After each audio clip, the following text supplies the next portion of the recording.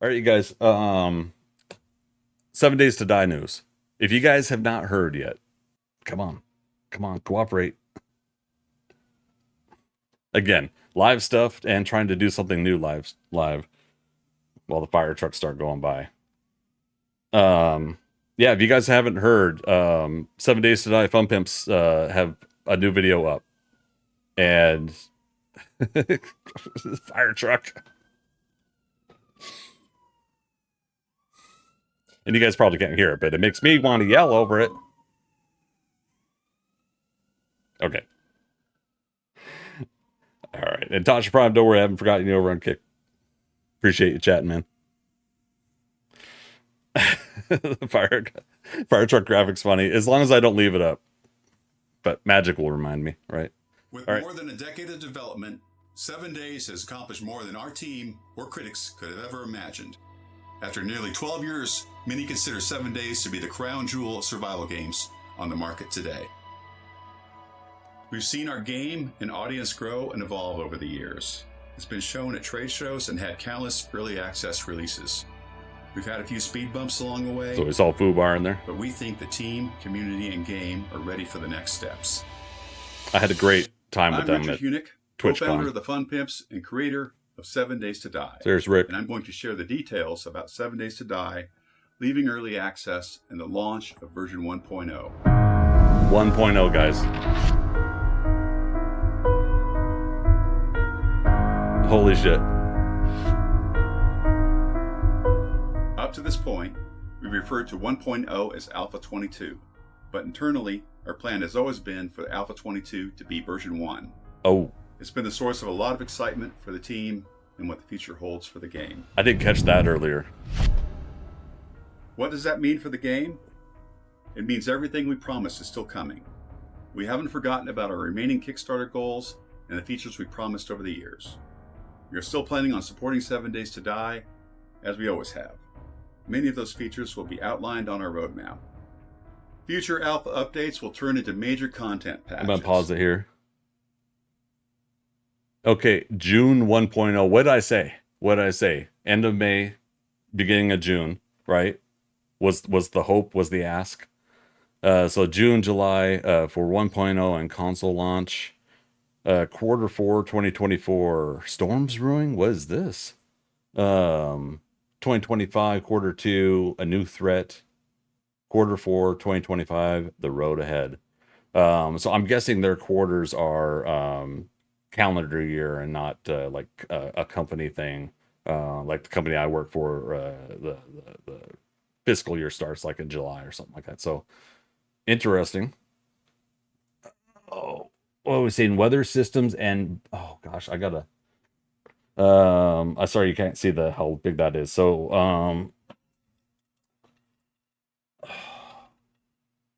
all right, completely remade vehicle assets, new animals, a new gore system for zombies, zombie variants, new challenge system, new props, road decals, new POIs, updated VFX graphics upgrades, optimization, random gen improvements, and updated controller support, plus other updates to systems not listed here. So that's part of the June, July for 1.0 and console launch. Storms Brewing, quarter 4, 2024.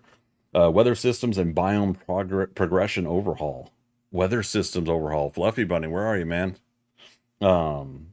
Wardrobe system, we've been seeing some of that, right? Crossplay and random gen for consoles. So they're going for the end of the year to get that crossplay going, because we had heard that they didn't get crossplay going for launch, but they're shooting for end of the year. This is great.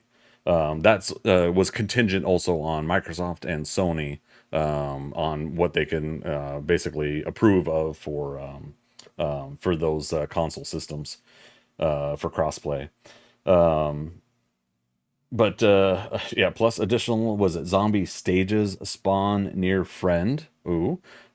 Twitch drops, outfit DLCs, and much more. And so we talked about this before, and we heard, I think, Rick or Lathan talk about this before, about the idea that DLCs and other such things would be a 1.0 and going forward. They wanted to get to gold first before they started adding some of those things in. So there we go. All right, so 2025 quarter two, a new threat, bandits. Uh, so this is like sooner but later than what people wanted for bandits. This is sooner for me because I was still thinking like later next year for bandits, if not more. But yeah, UI main menu overhaul. Oh, okay. Event system, new quest type, new quest type. Okay, but event system. I wonder what those are. And then yeah, quarter four 2025, trader overhaul, story mode, Steam Workshop support. There we go. Those are asking for Steam Workshop. New quest types. So they're continuing like new quest types, new quest types. That's likely. I'm thinking gonna just like keep stimulating us with more jobs, more quests and stuff like that. I like that. But story mode, Bandits quarter two, story mode quarter four of 2025. You guys, this is exactly what I was saying. That I was hoping would happen over the course of this next year and a half. I'm loving it. This is incredible. Um, yeah, let me get back to you guys here. Andromeda. Okay, let me ask so I understand. I already own 7 days, which means I won't have to buy it again. That's coming. We'll get to that in a moment, Andromeda. But I believe you are correct. Governor, how you doing? Welcome to the chat. I love that name, the Governor. I didn't think Alpha 22 was launched. I figured it would have been 23, Alpha 23. See, me too. See, I thought, Alpha 22 this year, because I remembered Rick saying they were hoping for a quicker turnaround for Alpha 22, and this is a quicker turnaround. But then, yeah, I was thinking, okay, but then next year, Alpha 23. So it sounds like they're ready to go for gold for 1.0, and everything else that they're going to finish up is going to be part of the roadmap of 1.0. I love this. Fluffy Buddy, there you go, buddy. See, I knew you were going to be lurking. Rogue Squadron. By the way, there's a new update released for Fallout 4. Fallout 4. Come on, man. We'll get on the Fallout 4 train here in just a little bit, but we're gonna have that narrow window before this sucker comes out, right? Um, yeah, slow it down for weather. It's not real, like in a way. So I mean, we had some pretty good fun rainstorms last night when I was working on the Horde base in the Wastelands, and I think visually we've had some simulating weather. I love that the grass and everything like that moves in the weather. So I'm curious. Sorry. I forgot to mention in the wastelands. I've been noticing some snowfall. I was like, is this snow or is this ash? But then my meter says that I'm feeling cold because I'm not wearing a shirt. But yeah, that my character's feeling cold. So like I kept saying, it's like, well, I hope that they reintroduced being affected by the elements in much more of a direct way. Like I think we get affected with our food and water. I think we need like a little bit more to it, and so I think that's what we're gonna be seeing here. Big Bill, wonder if they're gonna try to work in a tower defense game into the main game. I think that's gonna stay different, honestly. That gives them a chance to sell something different too and accumulate a different kind of market, quick pace market. This is just my opinion, but I think they'll get like a quick pace market out of that. They'll get some new viewers, new players. I think that want to try something that they don't have to do the long extended crafting survival game part, and then out of that they could possibly get people that are like, okay, well, let me go ahead and try the full game and the crafting survival game as well. And so I think honestly, I think it's a great idea because it does create this kind of back and forth nature, something a little bit more quicker paced. You could queue up for a lobby, get in there, get a game going, get half an hour to an hour of some fun in a match. I don't know how long it's going to take, but that's how it feels to me. And then, yeah, then if you want the long-term stuff like I've been enjoying, then, we got, we got 1.0 come. This is great. Since the forest biome is so tranquil, I'd love to see more screamers during thunderstorms. The idea of reducing the chance you'll hear her coming is kind of cool. It's not a bad idea. Plus, more lightning strikes or effects of lightning strikes, right? That would be fun too. Yeah. Okay. Let's keep it going here. We will still have experimental builds with stable releases going to consoles and other PC markets once they're ready. So when does 1.0 launch? We're currently planning for an experimental release in late May and a stable 1.0 launch in June.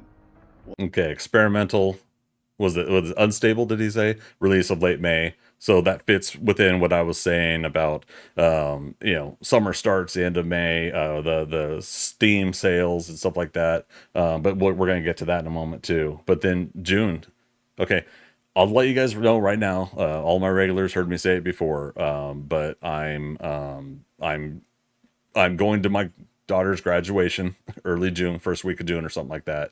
So that's precedence, that's priority. But you can sure as hell bet the week before, the week after, whatever's going on, that I will be pretty immersed in all of this. Um, and sorry, Tasha Prime. So it looks like we may actually get proper DLC content and a way for Fun Pimps to actually make money on the game as it moves forward. Yes, and I know this is part of the probably incentive on their end. Obviously, finishing the game incentive, but the incentive on their end to keep going forward is that you start continuing to create the revenue that your game can make off of all these things that come down. So yeah, DLC is going to be really interesting. um I better watch my pocketbook. We'll have exact release dates as we get closer. With the launch of Stable 1.0, the current retail price of the game will increase to match the cost of the new console edition, which we'll cover later. If you currently own 7 Days to Die on PC or purchase it before 1.0's launch, then nothing will change. You will still get all major free updates coming. The only real change is that anyone who has not purchased the game by the launch of 1.0 will have to purchase it at a new price.